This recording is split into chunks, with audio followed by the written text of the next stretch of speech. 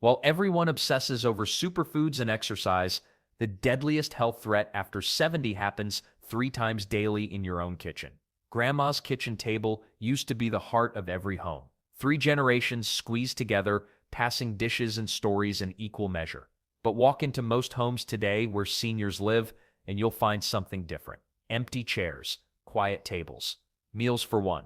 The numbers tell a story that might surprise you. Almost 1 in 3 people over 65 now live completely alone. That's not just sleeping alone. That's eating breakfast, lunch, and dinner with nobody across from them. Day after day, week after week. Here's where it gets interesting. Women are getting hit twice as hard. They're nearly double as likely as men to be dining solo. Makes sense when you think about it. Women typically outlive their husbands, and they're often the ones who moved away from family to follow their spouse's career decades earlier. But why is this happening now more than ever before? Well, modern families scatter like seeds in the wind. Kids chase jobs in different states. Grandchildren grow up hundreds of miles away. The Sunday family dinner, it's become a monthly video call if you're lucky. Then there's retirement. Sounds relaxing, right? Wrong. For many seniors, retirement strips away the daily interactions they had with coworkers. No more grabbing lunch with colleagues or sharing coffee break conversations. Suddenly, the mailman becomes your primary source of human contact. And the cruel part is that widowhood often strikes right when people need companionship most. After 40 or 50 years of marriage, learning to cook for one feels impossible. Why bother making a full meal when you're just going to eat it in silence anyway? The pandemic made everything worse. Seniors who might have met friends at restaurants or community centers found themselves truly isolated. Many never fully returned to their old social eating habits. Even after restrictions lifted, fear became habit. Convenience replaced connection. What's really twisted is how our culture celebrates independence. We tell seniors they should be proud of living alone, managing by themselves, not bothering family members. But humans aren't designed to eat alone. We're tribal creatures. Food has always been about sharing, celebrating, connecting. Some seniors adapt by eating in front of the television, trying to fill the silence with familiar voices from game shows or news programs. Others develop elaborate rituals, setting the table nicely, lighting a candle, creating ceremony around solitude. Creative solutions, sure, but they're still eating alone. Geographic spread explains a lot too. Rural seniors face even greater isolation than city dwellers. When your nearest neighbor lives a mile away and your adult children move to urban areas for work, shared meals become nearly impossible. The statistics might seem dry, but behind every number is someone who remembers what it felt like to have a full table. Someone who still sets out 2 plates by accident sometimes. Understanding who's eating alone is just the beginning, though. The real question isn't just about the numbers. It's about what happens when all those empty chairs start affecting everything from appetite to happiness to health itself. Eating alone might seem fine when you're younger, but something changes after 70. Your body starts playing by different rules. And here's the thing most people don't realize. Sharing meals becomes almost like medicine. When seniors eat with others, they naturally eat more. Not because someone's forcing them, but because conversation flows. Laughter happens, and suddenly that chicken breast doesn't taste so bland anymore. Studies show that people over 70 consume about 18% more calories when dining with company compared to solo meals. Makes sense, right? You're distracted by good conversation instead of focusing on how tired your jaw feels from chewing. But wait, there's more happening here than just quantity. Meal companions push variety onto your plate in ways you'd never expect. Your neighbor mentions how good those green beans look. Your daughter brings over a new recipe she's excited about. Before you know it, you're trying foods you'd never bother preparing for yourself. Solo diners tend to stick with the same 5 or 6 meals on repeat, often whatever's easiest to heat up. Then there's the mental health boost that scientists are still trying to fully understand. Shared meals trigger something primal in our brains. We're wired to eat together. It releases hormones that make us feel connected and calm. Seniors who regularly eat with others report feeling happier, less anxious, and more optimistic about tomorrow. The dinner table becomes a therapy session disguised as a meal. Well, here's where it gets really interesting. Eating with company actually slows you down, and that's fantastic news for your digestive system. When you're chatting between bites, your stomach has time to send those "I'm getting full" signals to your brain. Your body produces more saliva and digestive enzymes, Everything works better when you're not rushing through a meal in silence, staring at the kitchen wall. And the weird part is how powerfully food connects to memory. Sharing a meal often triggers stories from decades past. Your brain lights up when you talk about Sunday dinners from childhood, or that restaurant you loved with your late spouse. These aren't just pleasant memories. They're actively improving your cognitive function. Your mind stays sharper when it's regularly exercising those memory muscles. Let's not forget the practical benefits that sneak up on you. When others are around during meals, they notice things. They see if you're eating enough, if you look tired, or if something seems off. It's informal health monitoring that can catch problems early. Plus, shared meals often mean shared cooking duties. Someone else handles the prep work you're getting too tired to manage alone. But here's what makes this particularly crucial for the over 70 crowd. Your body becomes less forgiving of nutritional mistakes. Miss too many meals or survive on crackers and cheese, your recovery time stretches longer. Your energy drops faster. The stakes get higher with each passing year. However, what happens when these social connections disappear? When life circumstances force seniors into solo dining routines? The ripple effects reach far beyond just feeling lonely at dinner. When seniors eat alone, something troubling happens to their plates. They get smaller, less colorful, more boring. The careful balance of nutrients that kept them strong for decades, it quietly disappears, one solo meal at a time. Here's what researchers discovered when they followed thousands of older adults. Those eating alone skipped meals 3 times more often than those with dining companions. 3 times. And when they did eat, they reached for whatever required the least effort. A piece of toast for dinner, crackers for lunch, maybe some canned soup if they felt ambitious. The pattern is predictable and heartbreaking. Without someone to cook for or eat with, meal preparation becomes a chore instead of an event. Why bother making a proper salad for one person? Who wants to cook a real dinner just to eat it in silence? The motivation simply evaporates, leaving behind a diet that would make a college student wince. But here's where it gets particularly concerning for men. Research shows they're absolutely terrible at maintaining nutrition when left to their own devices. While women might still attempt some variety in their solo meals, men often default to the same 3 or 4 foods repeatedly. One study found that widowed men lost an average of 11 pounds in their first year alone, not because they were trying to, but because they literally forgot to eat regular meals. The ripple effects compound quickly. When you're not getting enough protein, your muscles start breaking down. Skip too many fruits and vegetables, and your immune system weakens. Miss out on calcium and vitamin D, and your bones become fragile. These aren't distant threats. They're changes happening within weeks of poor eating habits. Then there's the sneaky problem of processed foods. Eating alone often means grabbing whatever's convenient, and convenient usually means packaged. Those frozen dinners might seem harmless, but they're loaded with sodium and preservatives while being surprisingly low in actual nutrition. A senior eating primarily convenience foods can technically be getting enough calories while still becoming malnourished. The statistics paint a grim picture. Nearly 40% of seniors who eat alone show signs of inadequate nutrition within 6 months.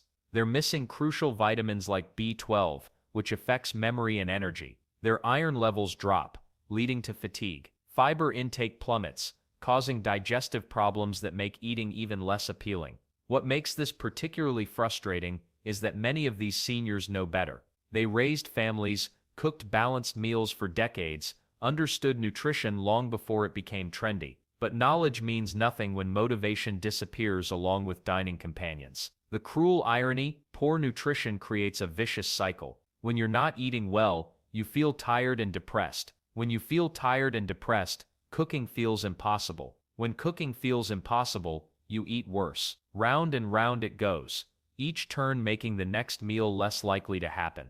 And while we're talking about nutrition robbing seniors of their strength and energy, there's something even more insidious happening. The isolation that leads to poor eating habits is also rewiring their brains in ways that make everything worse. The silence at the dinner table isn't just quiet, it's deafening. When seniors eat alone day after day, something deeper than hunger starts to ache.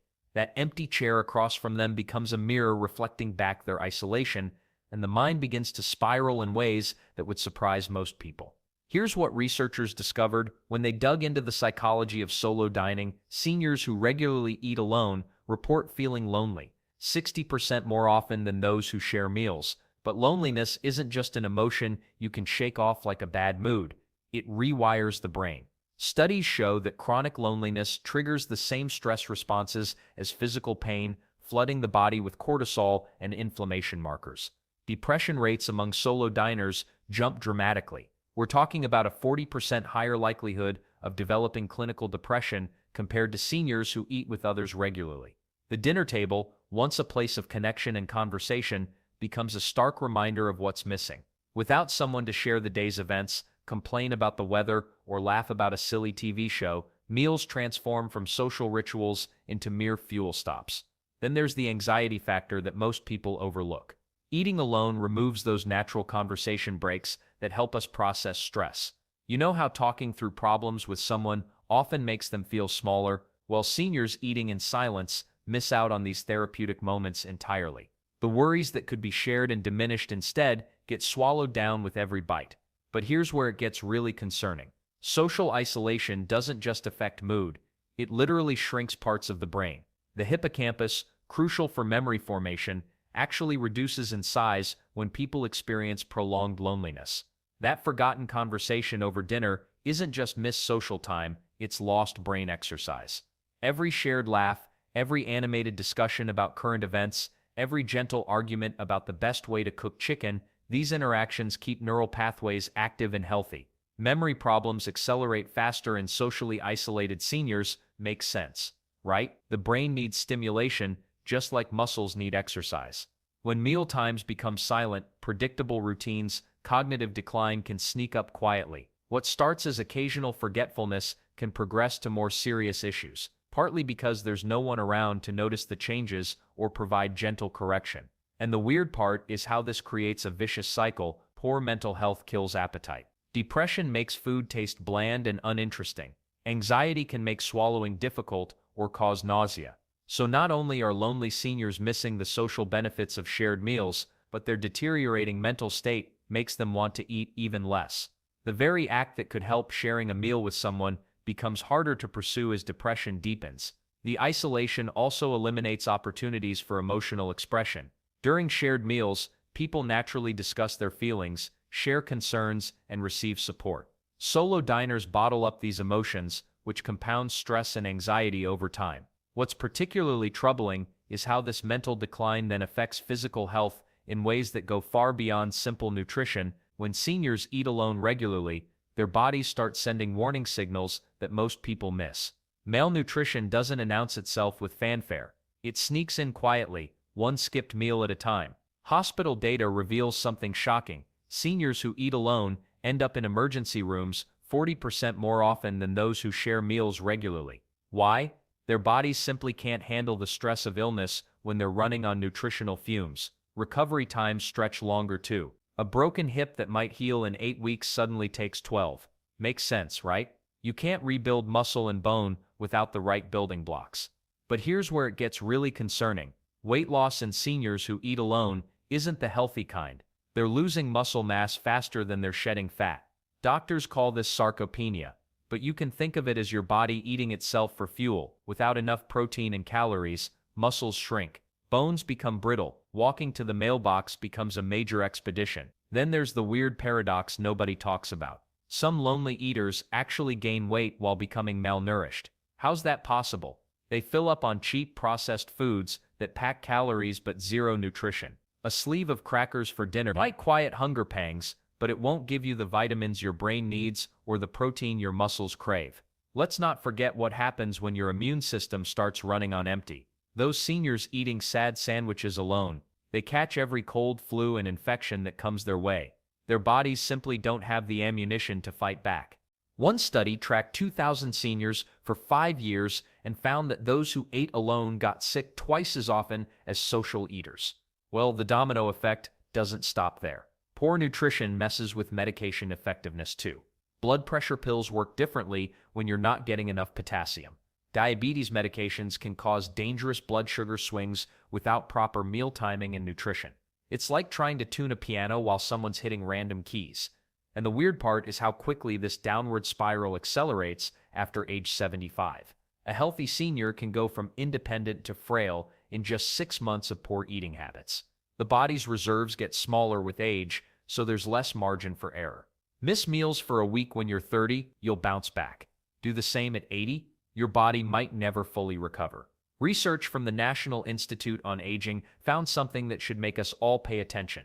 Seniors with poor nutrition die an average of 4 years earlier than well-nourished peers. 4 years. That's not just statistics on a page, that's missing grandchildren's graduations, family holidays, and precious time with loved ones. The most heartbreaking part? Much of this physical decline is preventable. Bodies are remarkably resilient, even in later years. Give them proper fuel, and they often surprise everyone with their ability to bounce back. But preventing this physical deterioration isn't just about individual choices, there are deeper patterns at play. Patterns that affect some groups of seniors far more than others. The gender divide in solo dining reveals some eye-opening truths that might surprise you. Women over 70 who eat alone face a steeper decline in brain function compared to men in similar situations. But here's the twist. Men who dine solo are far more likely to develop seriously unhealthy eating habits. It's like nature decided to distribute the risks unevenly between the sexes. Women tend to maintain better food variety even when eating alone, but their cognitive health takes a bigger hit from the isolation itself. Men, they'll survive just fine on cereal for dinner 3 nights running, though their brains seem more resilient to the loneliness factor. Makes sense when you consider that many men of this generation never learned to cook properly. Their wives handled that department for decades. Then there's the cultural piece that changes everything. In Mediterranean countries, eating alone is practically unheard of among seniors. 3-generation households are still common, and the idea of grandma eating her evening meal by herself would horrify the entire family. Compare that to Nordic countries where independence is prized above all else, and solo dining doesn't carry the same stigma. Japanese seniors have maintained strong community dining traditions through neighborhood groups and senior centers. Their rates of malnutrition remain surprisingly low despite many living alone. The secret? Scheduled group meals are woven into the social fabric like a safety net nobody wants to fall through. Rural seniors face a completely different challenge than their city counterparts. In small towns, the local diner might be the only place to share a meal with others, but transportation becomes a major barrier. City seniors have more options: community centers, senior programs, even busy cafes where eating alone feels less isolating because you're surrounded by life and noise. Let's not forget how ethnic traditions create natural protection against dining isolation. Italian-American families still gather for Sunday dinners well into their 80s and 90s.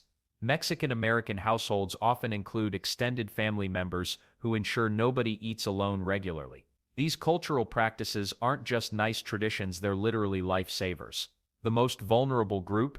Divorced or widowed men living in suburban areas without strong cultural food traditions. They're the ones most likely to skip meals entirely or live on processed foods. Women in similar situations maintain better eating habits but struggle more with the emotional impact of solo dining.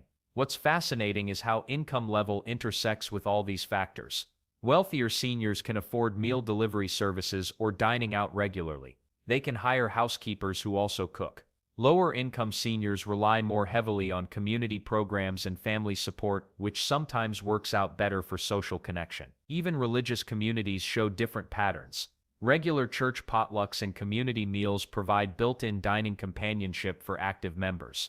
Seniors who've maintained these connections eat better and report higher life satisfaction than those who've drifted away from organized groups. Geography matters more than most people realize, too. Harsh winters can isolate rural seniors for months, while year-round mild weather allows for more social dining opportunities. Understanding who's most at risk helps point toward solutions. But knowing the problem exists and actually fixing it, that requires some creative thinking about how we can bring people back together around the dinner table. The good news? Breaking the cycle of eating alone doesn't require a complete life overhaul. Sometimes the smallest changes create the biggest shifts in how seniors experience meals and connection.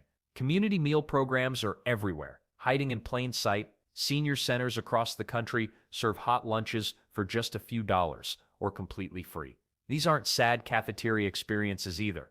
Many programs feature restaurant-quality food, live music, and social activities that turn lunch into the highlight of someone's week. The catch? Most seniors don't even know these programs exist in their neighborhoods. Then there's the neighbor factor. Mrs. Johnson down the hall might be eating her dinner alone at the exact same time you are. A simple invitation to share a meal twice a week can transform two people's eating habits overnight. It's not about fancy cooking or elaborate dinner parties.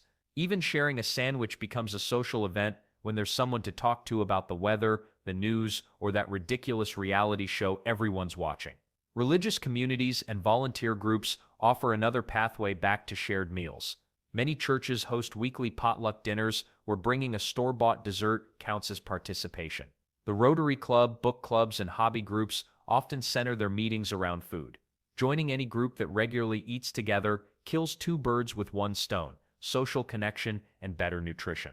But what about family members who live states away? Technology steps in where geography fails. Video calls during dinner might feel awkward at first, but they work. Grandchildren love showing off their vegetables to grandparents over FaceTime.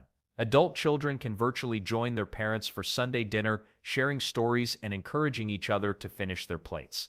It's not the same as being in the same room, but it's infinitely better than eating in silence.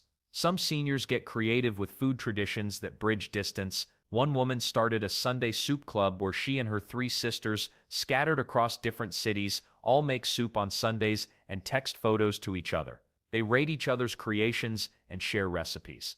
Another grandfather started Taco Tuesday video calls with his grandkids, where they all make tacos together while chatting about their weeks. The key is consistency. Random meals together help, but regular shared eating creates something to look forward to. When someone knows that every Thursday they'll eat lunch with their book club, or every Sunday they'll video call their daughter during dinner, meals become anchors instead of lonely obligations. Well, here's the thing about all these small changes. They work because they don't feel forced or artificial. They grow naturally out of existing relationships and interests. A person who loves gardening might join a community garden that hosts harvest dinners. Someone who enjoys cards might find a bridge group that always orders pizza afterward. These connections through food do more than just fill empty chairs at the dinner table. They create a web of relationships that supports both physical and emotional health in ways that go far beyond nutrition. The question becomes, how much difference can these shared meals actually make in extending and enriching senior lives? Here's the bottom line that researchers keep finding over and over again. Seniors who eat with others live longer, not just a few months longer. We're talking years. The science backs this up in ways that might surprise you. A major study following 3,000 adults over 70 found something remarkable. Those who shared meals regularly had 25% lower rates of depression. Their physical health markers were better too. Blood pressure, weight management, even recovery times from illness. But here's what gets really interesting. The benefits don't just come from better nutrition, though that's huge. It's the connection itself that seems to work like medicine. When you eat with someone, your stress hormones drop. Your body actually absorbs nutrients better when you're relaxed and happy. Then there's the domino effect nobody talks about. Seniors who eat together stay more socially active overall. They join clubs, they volunteer, they maintain friendships. It's like shared meals become the gateway to a fuller life. Makes sense when you think about it. Food has always brought people together. The frailty question is where things get serious. Doctors define frailty as weakness, weight loss, and low activity levels. Sound familiar? These are exactly what happens when seniors eat alone too often. The research shows that regular meal companions can cut frailty risk by up to 40%. That's better than most medications. Let's not forget the brain benefits here. Conversation during meals keeps minds sharp.